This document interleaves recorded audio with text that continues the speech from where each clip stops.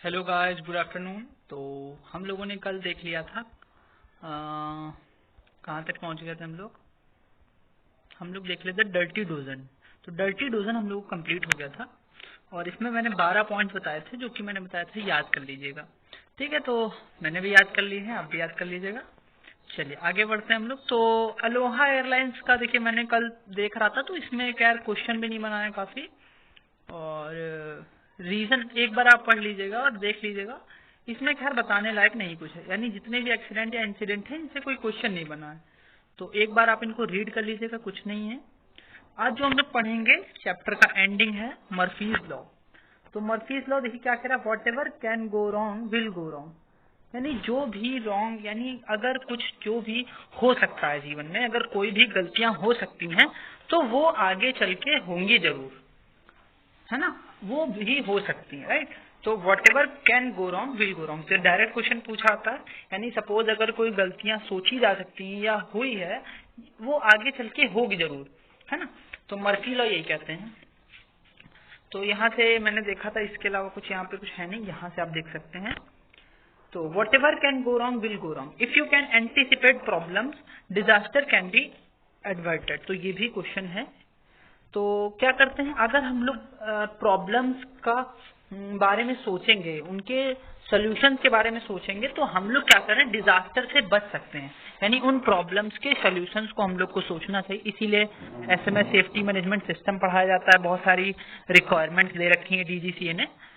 तो क्या करेंगे, अगर हम लोग को जागरूक हैं कि ये भी प्रॉब्लम हो सकती है और उसके लिए हम लोग कुछ एक्शंस ले रहे हैं पहले से ही कि ये प्रॉब्लम ना हो, तो डिजास्टर कैन बी अवॉइडेड, तो बचा जा सकता है। Failures in aviation space exploration can be extremely costly. तो ये जो फेल्योर्स होते हैं एविएशन में बहुत ज्यादा कॉस्टली होते हैं। जैसे अगर एक कोई जहाज क्रैश हो जाए तो 400-500 करोड़ का नुकसान हो जाता है। In one unmanned orbiting vessel aeronautically set of sensors were all connected incorrectly. तो एग्जांपल्स की बात बता रहे हैं कि सेट ऑफ कनेक्शन वो सेंसर्स इनकरेक्टली लगे। When the sensor fail to operate as design, parachutes that were to slow down the space aircraft did not open. तो सेंसर की वजह से पैराशूट्स नहीं ओपन। तो एग्जाम्पल बता रहे हैं, ठीक है। ये देखिए क्वेश्चन है, because of costly failure designers have installed fail safe are result as ideal idiot proof. तो ये आपका बहुत इंपॉर्टेंट क्वेश्चन है कि व्हाट इज इडियट प्रूफ। तो इडियट प्रूफ मतलब होता है फेल सेफ, यानी अगर फेल भी हो जाए तब भी हमको सेफली लैंड करना है, सेफली पहुंच जाना है अपने डेस्टिनेशन पॉइंट पर या अल्टरनेट पॉइंट पर, यानी सेफली कि हम लोग without any harm of the passenger और द एयरक्राफ्ट हम लोग सेफली लैंड कर जाएं। एयरक्राफ्ट की बात कर रहे हैं तो लैंड कर सकते हैं, ठीक। But Murphy law always seems to strike even when precautions have been put in places resulting in Graves law which state if you make something idiot proof the world will create a better idiot. तो देखिए ये भी question है, Graves law क्या है, if you make something idiot proof मतलब वही जो आप फेल से डिजाइन बना रहे हो, उसी को the world will create a better idiot. तो देखिए ये डायरेक्ट उनका लॉ है, ग्रेव्स लॉ।